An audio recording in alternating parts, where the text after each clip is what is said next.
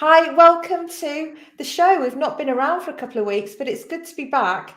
And we're very excited to talk to you about our thoughts on spring cleaning your business. Today is the first meteorological day of spring. It's I'm really hard impressed. to say that. I think I just about got it right. So what does that mean? What can you do now to really spruce up your business, get ready for the rest of the year, and out with the stuff that doesn't serve you and bring in some really good stuff that will serve you going forward. So we've got a great show, haven't we, Mahmood?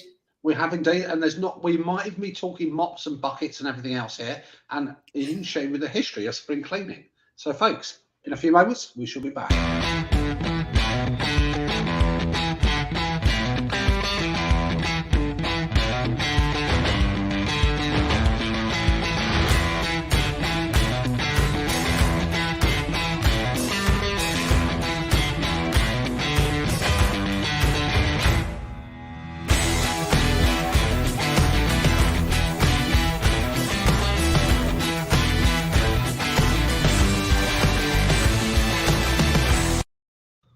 I was definitely impressed, Joe, by the way you said meteorological is an intro there, and I can just about say with my dentures loosely connected. I'm impressed with our mum and dad dancing behind the scenes while the music's playing. We ought to show that one time. Yeah, I me and Joe, we got no shame, so we'll let you the insight into our sort of very interesting sort of dance moves there. Yeah, we're pretty cool. We'd be good at weddings and things like that. I think would be good. We are for Anyway, hire power, yeah. yeah, spring cleaning, 1st of March. Firstly, I can't believe how fast this year's gone by, but there we go. I sound really ancient saying that, don't I? Let me put you on the spot though, Joe. Do you know what the origins of spring cleaning is, by the way? Oh, I don't know. It sounds like you've got an interesting fact up your No, sleeve. well, it's an interesting fact for you. Apparently, it's either traced back to the start of the Iranian New Year, or like all these things, they've got a religious connection going back here, or the Jewish New Year calendar. But it's always at the start of a year. It's that idea of actually, cleaning everything from in a household context, from furnishing to drapes and everything else here. But it's also a term that's actually permeated, hasn't it, now, and seeped into the world of business here. And I think it's a great opportunity here to effectively spring clean your business, folks.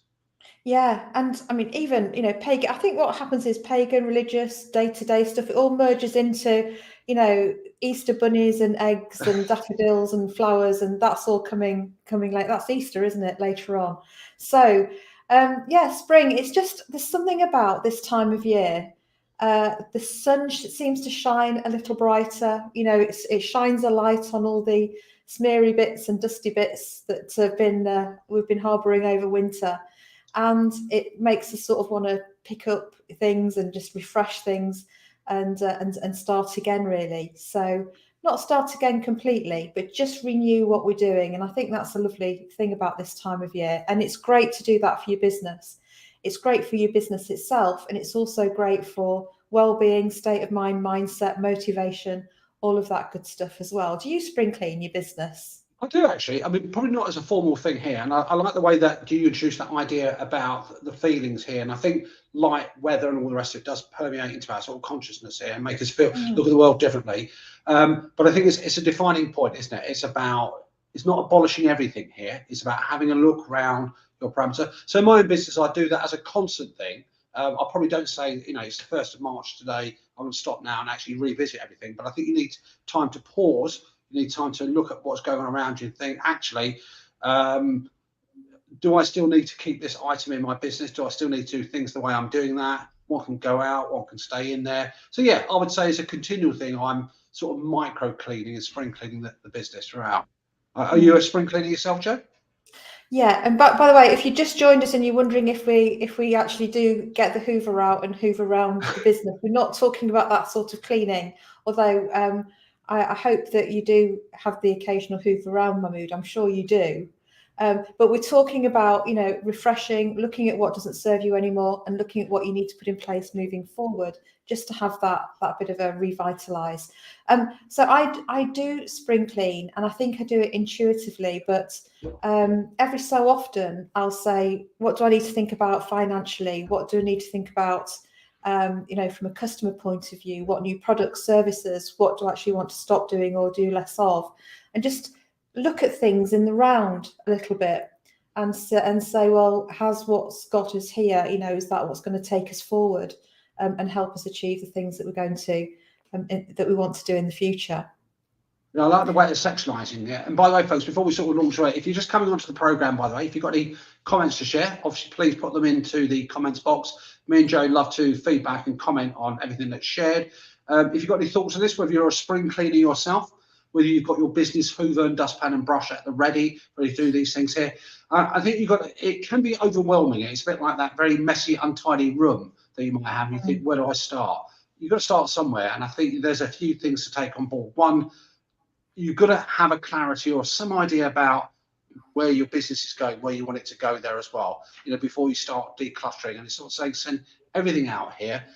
Some people I've seen that they do it, like look at the marketing and they go drill down about looking at their customer lists, whether they look in terms of who they're engaging with, where they want to start doing things like, you know, customer lifetime value evaluations. Some people then start to looking at processes. So you need to start somewhere. And I think you're never going to be in a situation where everything you're doing at this moment in time is the best thing to serve your business going forward, even though it might have really helped you out historically. Yeah, and I think I like Marie Kondo, the organisation lady on Netflix, and she's brilliant. You know, she just sorts everybody out and gets them organised. And I think the principles that she uses apply to business. So what she does is, in a house, she'll take everything. She'll pick a room and take everything out the cupboards and put it in the middle of the room or in the garden. And everything the same. So all the shirts out of all the wardrobes, you know, or all the mugs out of the kitchen cupboards, and put them in one place so you can see exactly what you've got. And then you divide everything into things that are either spark joy, and in her words, things that are useful, or things that actually, you know, you've just been hanging on to. And you get rid of all that clutter. And keep things in your business that either spark joy, so this, you know, or are useful. Get rid of everything else, but just put, you know, if you're looking at customers, look at all your customers in the round and have a think about those. Looking at products and services, have a look at how they all fit together. You know, if you're looking at money and finances, get all the information together in one place and see how it fits, and then work from there. So you can. I think that robust, that clarity, that sort of trigger, that. Because I'm thinking is that I've heard it in the romantic sense where people talk about, is it date, marry, or avoid there as well? You can apply a similar sort of version of that. Yeah, no, there's a much less clean version as well, but it's something that I won't say. Something marry Cliff is the other version, isn't it? You stopped me. I didn't want to know you known such salacious things there as well. But you're right. You need. I think it's easy. Don't get too bogged down in detail here. But that idea of, I love that thing that you said about the thing. I've seen other people do it in terms of, you know, bin, keep. So think about it, look at it critically, get it all there, and then just sift through it there. You can do it from anything from, you know, files that you keep on your system, you know, customers. So it really affects that everything that goes on in your business. Yeah, and I think, you know, talking to quite a number of businesses who are now going back into, you know, it depends what sector you're in, obviously, because some people have been working all the way through. But those people that have been out of offices and are coming back, maybe on a hybrid basis or coming back to working full time again, have come back into the office and thought, you know, we've just left this, we've stored stuff, it's looking a bit shabby after 2 years of on and off lockdowns. We really do need to revitalise, and actually hands-on real cleaning type of spring cleaning and sprucing up and, you know, freshening up the work environment also has a massive psychological impact on us in terms of, yes, that feels so much better, what a better, you know, but also our teams as well. So there is something about actually, you know, putting on the rubber gloves and getting stuck into a bit of sorting out in the office or premises or warehouse or wherever it is, the unit or units that you work in. Yeah, for sure. And I think you've got to also think about the sort of person you are. So if you're somebody, I'm coming back to household analogies here, who's a hoarder, you know, you may be one of those people who say, oh, I can't throw that away because I might need it one day. I can't throw that away because, you know, I spent a lot of money. In accounting, the accounting world, by the way, folks, that's what's called a sunk cost here. So if you, even though you acquired it and it's, you know, might have cost you some money, you may have used it, it may be valuable, it's going to be really critical and brutal about this. Does it serve you now? Does it serve you in the future? And if you're realistic with yourself in the changing world, if it doesn't, get rid or recycle it, give it to somebody else. Wise words indeed. It's only when we moved house in the summer of this year that my husband threw away or would agree to throwing away or disposing of appropriately, with recycling and all of that, a fax machine that we'd had since the 90s. Blimey, It was in a cupboard. We never used it. The other thing that we seem to hang on to is old wireless hubs. And those sorts of, and who's going to need an old Wi-Fi hub? There's a place for those where they can go and be reused, recycled, and everything. So pop them over there and just get rid of all that stuff. That's a strange thing. Sorry, go on. So you go first, Joe. No, I was just going to say finances as well is another thing. I think just every so often I do a bit of a monthly subscription cull, and I'll be really ruthless I'll go through the bank statements and say, what are we signed up to that we're actually not, we used it at the time, but we're not really using it, or we had good intention and we're not using it anymore, and just chop out anything, stop all those software subscriptions and things that you might only once use in a blue moon. And that sort of thing, and that can feel really good and really organised. Yeah. I think especially with monthly subscriptions, because they tend to be of a relatively small amount, you might think, it's only a few quid. A few pounds mount up. A few pounds is equivalent to how much you've got to sell to bring that money in. And it was a discipline everybody embraced when the pandemic kicks off a couple of years ago. They were really challenging their costs, looking at them. I think that might be a little bit of that's now slipping back, and we're back into, I wouldn't say bad habits, but they should review it and see if it's necessary. If he doesn't do anything, then you've got to ask yourself what's the case for it. It doesn't matter whether it's a £5 or £100 or £1,000. You've got to challenge what's going on in your business. Yeah, and I think also look at as the imperative to become more environmentally friendly and support climate change initiatives, move towards net zero as well. As we're thinking things through, also have a think about how we can do things in a greener, more effective way for the environment, not just from a cost perspective. What are things we're doing that we don't have to do, or we could do in a more sustainable way? So there's all sorts of different ways of coming at this, and actually when we do it, I always feel really invigorated when I look at something and then take some decisions and then move forward and decide to do something better or build on what we've been doing. I think that keeping that momentum is really important. I mean, when you've got something like spring cleaning a house, you've got a physical presence, you can probably do that in a concerted burst of energy and time. With your business, it's slightly different because your business doesn't just get frozen, stand still. So I don't know whether you want to do something called Pareto, so you think about the things that have most impact in your business, focus on that, but start somewhere, because otherwise you're going to be standing there thinking, should I do it this way? You do a little bit of each one, but you're not really spring cleaning it. So take either a theme, an area, do it well, and then move on to something else. Yeah, and I think so many businesses have either been really, really busy through COVID, or they're really getting back into it after COVID. And now's a good time to think about take stock and say literally take stock, but also metaphorically take stock and say where do we go from here? What have we got that's left, and what do we need to sort out and move forward? So I think it's wonderful.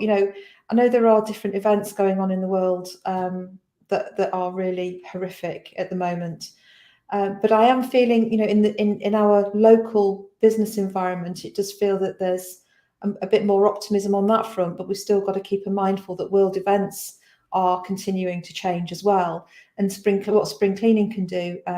And just getting back to the fundamentals and the basics of business and having a good look at that, and it helps build resilience for anything in the future in this changing world.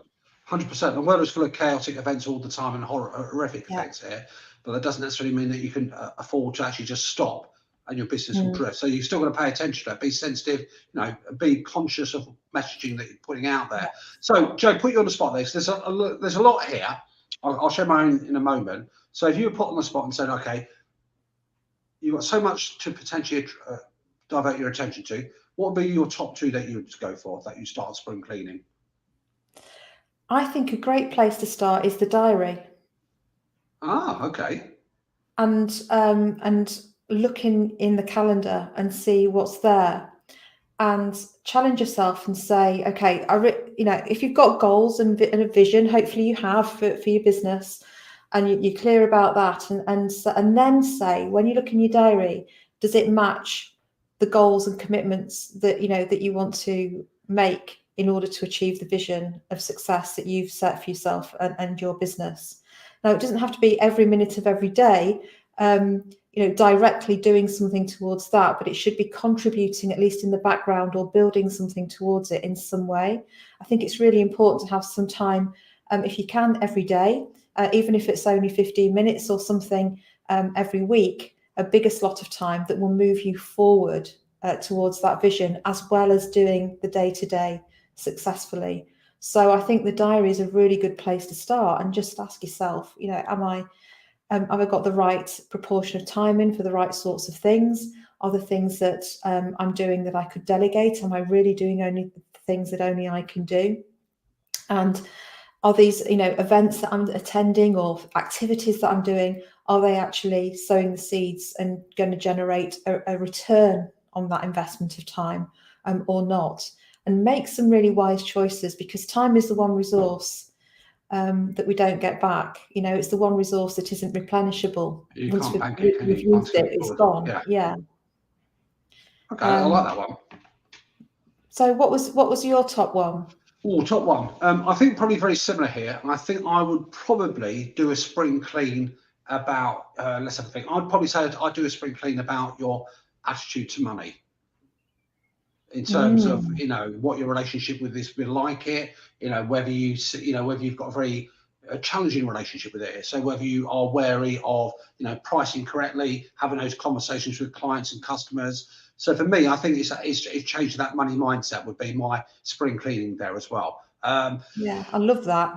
So whether it's an issue, so you must know, people know what they're like in their own business, about whether they're slow sending out invoices, whether they get some customers who don't pay them on time and they feel very reluctant to challenge that customer and go there. If you feel actually, you've got some interesting suppliers, whatever it is about you that's making you feel anxious, or you're not doing correctly, I would probably address that, and I'd spring clean that mindset. Yeah, I think that's great, and I think that's brilliant. And what tips would you give somebody, where to start with that? So you say, right, I've got this money mindset issue.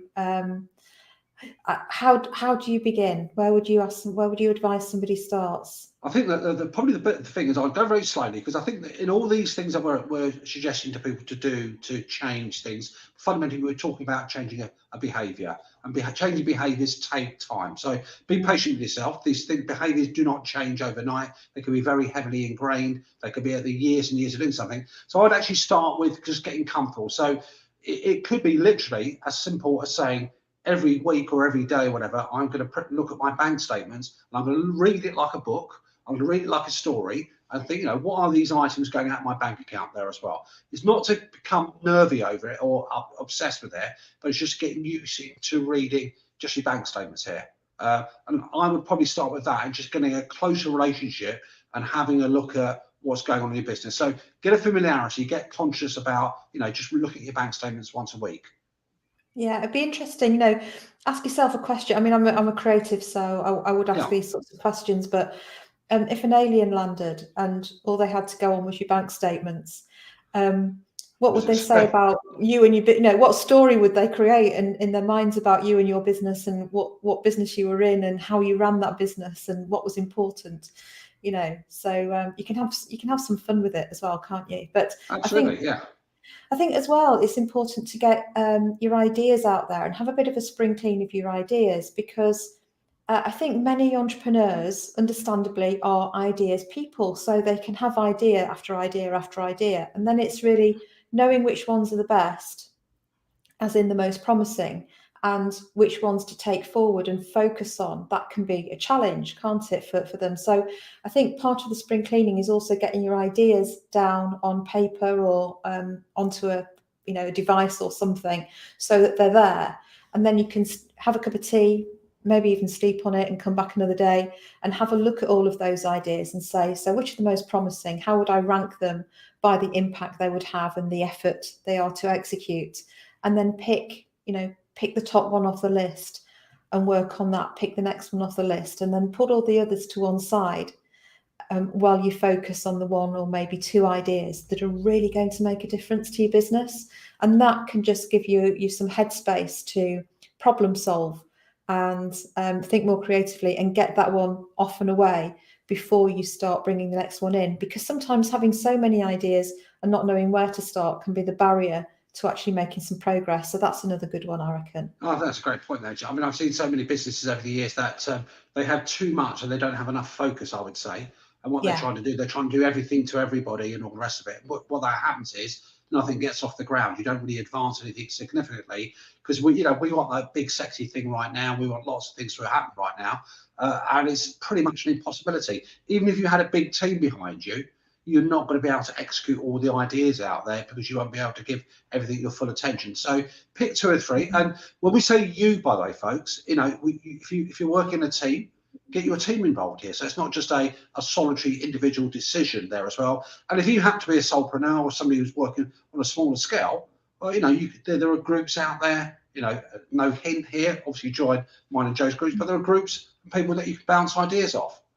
Yeah, it's so important, because spring cleaning is about spring cleaning your mind as well as the physical and financial bits as well. And I think have a look at spring cleaning your routine, because we're getting lighter evenings gradually, and the mornings, certainly I'm really appreciating the earlier sunrise, which means we can get out either end of the day, we can do a bit more. And I think about what really revitalizes you, and it's meditation. It might be, getting out and getting some sunlight and some fresh air. And are you doing enough of those sorts of things that really sustain you? So yeah, I think I'll be looking at a diary for sure in terms of vision, sorting out some ideas, deciding what I'm going to go for, and making the most of the change in season to just create a routine that's really working for me, because I'm finding it quite challenging, actually. I've been used to doing everything virtually. I think many of us have. And now I'm traveling again, and doing some virtual, doing some travel. And I think I need to sort of settle into a bit more of a constructive routine. So that get into a bit more of a rhythm. You get used to those routines working a particular way. So it's a bit of a change and modification there. I like those two, and I think there's a common theme here, because I think when they say the most difficult battleground in your business is what goes on between your ears there. Yeah. So for me, that money mindset. But I would also say, there's so much. Spring clean your behaviours. Have a look. If you're a reflective person, by the way, some people do it by journals here. They make a note of. You may not be a big diarist here, but making a note of your feelings and all the rest of it. But yeah, spring clean your behaviours. Your behaviours aren't necessarily all bad, by the way, but there may be things holding you back. There may be things making you more anxious. I'll take heed of my own advice as well. There may be things that you're not getting enough time away from the office. There may be things that you could actually shut down a bit earlier in the evening. I don't actually think any entrepreneur business person actually truly turns off 100%. Personally speaking, I've never seen that. And I think you can power it down, you can slow it down. But behaviour is really a big critical thing for me to spring clean and address. Yeah, it's did you say spring clean and address? No, I've got this obsession with dress and tops at the moment. So okay, it's fine.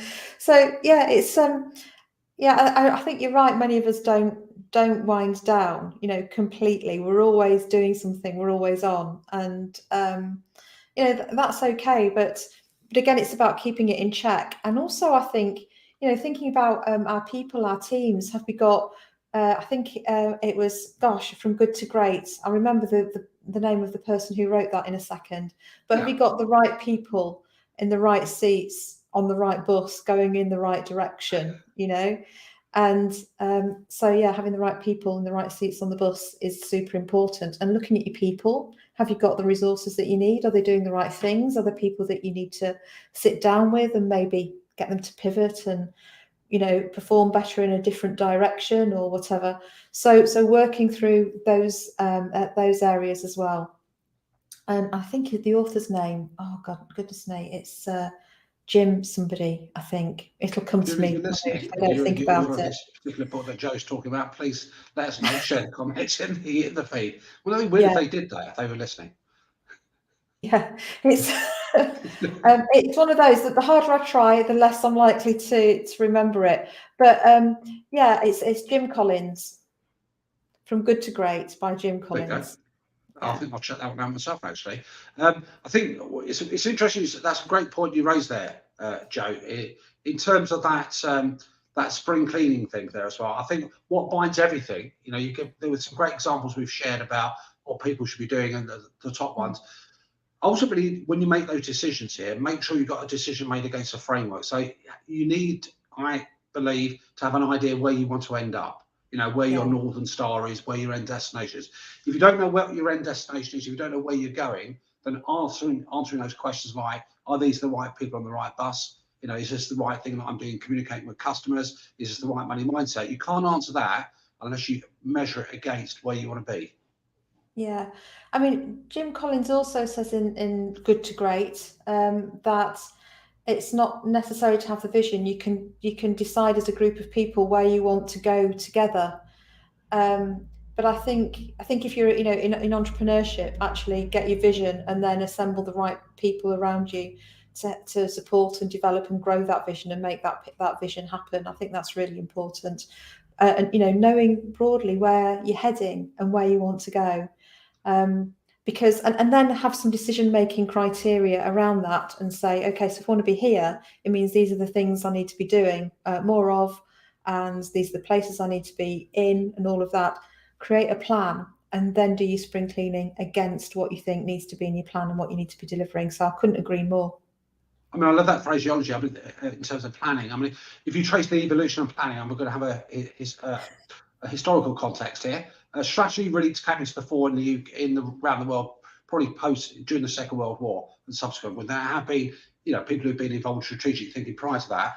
But in terms of the age that we live in, folks, here, it's not rocket science in the sense that the fundamental principles still stand. Have an idea of a destination, have an idea of a route map and a plan how you're going to get there.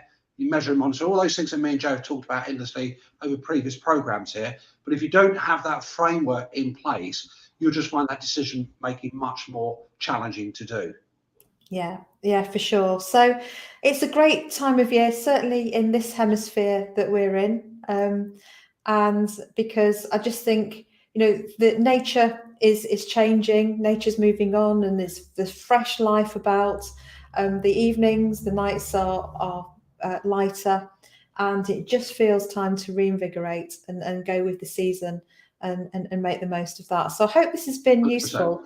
Yeah, we'd love to hear from you if you've been thinking about doing some of this, or maybe you're already on with it. What does spring cleaning in your business look like to you? And what tips have you got to share? And also, if there's anything that we've talked about today that you'd like to, us to help you with, then we're here for you. So just drop us a comment, and we'll be back with some help and support. Listen, folks, have a good spring cleaning. I mean, if you've got an idea about what is it that you would start spring cleaning, we'd love to hear from there. If you agree with us, obviously, we love you even more. If you disagree with us, we still love you. So have a fantastic spring cleaning week. And the clocks, I know we're away from it. The clocks go back, I believe, at the end of this month as well. Just to reinforce that shifting pattern of light.